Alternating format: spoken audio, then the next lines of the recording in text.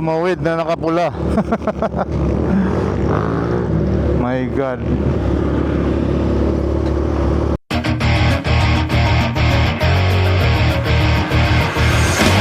Alright. Anong oras na ba? Good morning po ba? 11 o'clock na ng umaga. So, ayan, medyo maambon-ambon lang. So, it's been a while since na-ride natin to.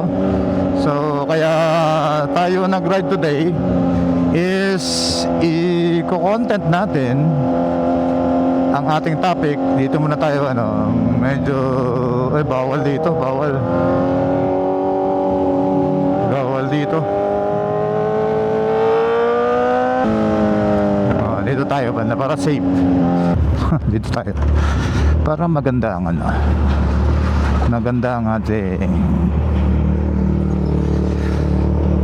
sinasabing maganda ang ating rito.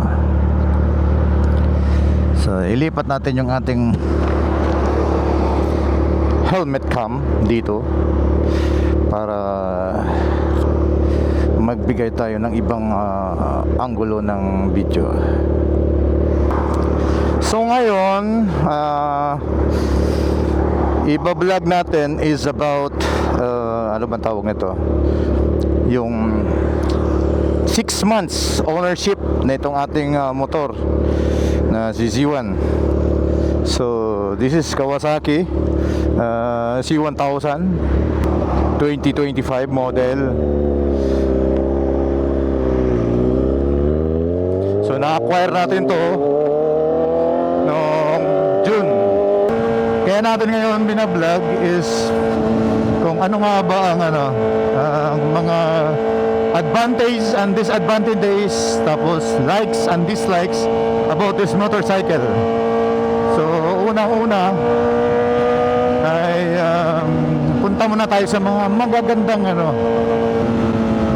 magagandang traits or ano bang tawag nito, magagandang katangian na meron itong motor na to. So kung natin hihimay-himayin, subjective siya kung hihimay-himayin natin kasi it will be biased dahil akin to kumbaga ko to pananaw ko at likes ko. So ano ba ang gusto ko dito sa motor na to?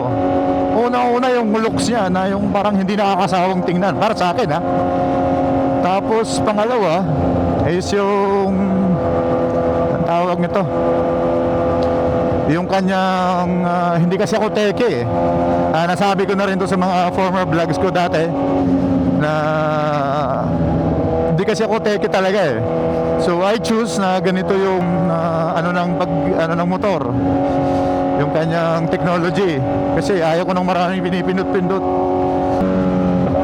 And then pangalawa, syempre inline 4, tapos dual exhaust 1000cc. Yan yung mga likes na according to my sariling sa sariling impression or sarili ko. So tapos yung malaki yung gulong, tapos naka dual exhaust. Yun yung mga katangian na gusto ko dito sa motor na to. May iba naman na ayaw dito. So precisely based on their and their perspective nila o preference nila, kasi sa kanila yon. Pero para sa akin, kaya nga ito ang binili kong motor is matagal ko na rin pangarap. Tapos unang-una bumagay kasi sa aking karakter, kasi medyo pabugso-bugso ako yung parang ganoon. So but then pag tayo ay nagkakaedad na, hindi na gano'n yung ating magiging karakter. Kumbaga dahan-dahan na siya maglilaylo. So same for this bike, pagdating ng panahon ay hindi na siya gano'n kasikat siguro o dahil gawa ng kumbaga yung technology na outdated kung sabi nga ng iba Pero pa sa akin, hindi ako magsasawa rito Kasi bakit? I learned from to drive a motorcycle na yung walang technology back in kailan ba yung mga 80s o 90s? So pagpalagay na lang natin 90s, mga ganon, o early 90s, mga ganon.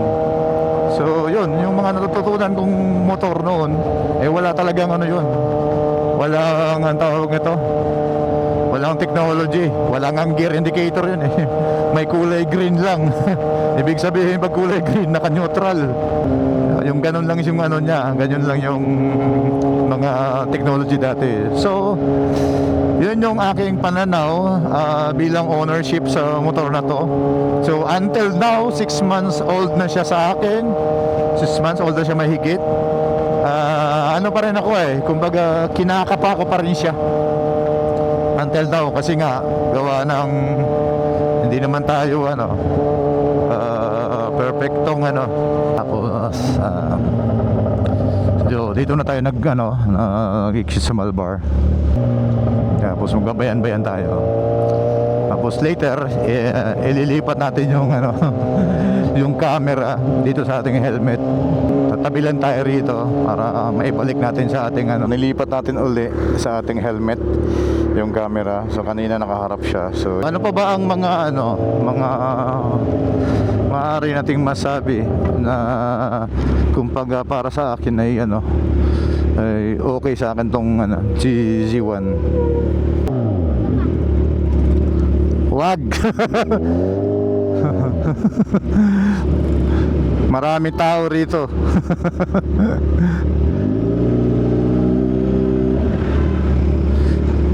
So again, ito ay isang 1000cc na hindi mo pwedeng biruin dahil wala tong mga ang tawag nito, wala tong mga traction control.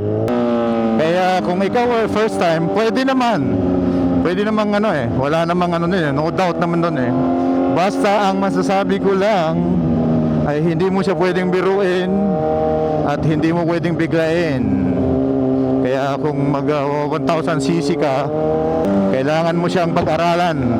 So it's like a bonding between you and the motorcycle. So kailangan mo siyang kakakapain, pakiramdaman. Kasi ang motor na to, lalo na itong Z1, ay walang mga ibang modes o ano man lang safety features. Kaya kung ikaw ay paula-ulaga, ay disgrasya, abutin mo. Oo, makapit yung preno nito kasi naka-Brembo. Pero ang likuran na na rear brake nitong Z1 ay hindi ganun kalakas. Naramdaman ko yun nung may ibinlag ako rito na mahina talaga yung likuran niya. Medyo malalim na.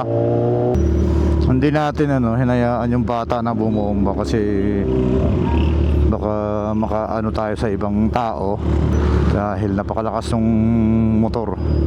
Baka mamaya yung bata hindi control yung Hindi naman sa hindi natin nagbigyan.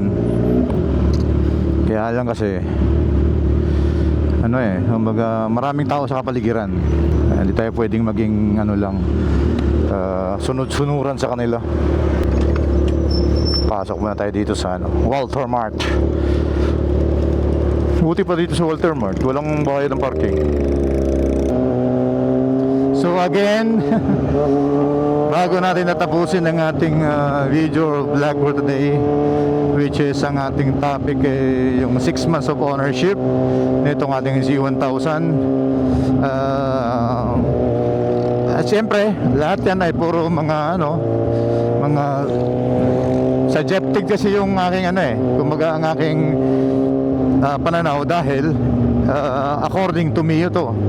Pero base sa aking experience, if we will try to review my experience with this bike, so yun nga, lang dito nakikita ko na hindi pa naaayon sa technology is yung kanyang tinatawag nating itong display.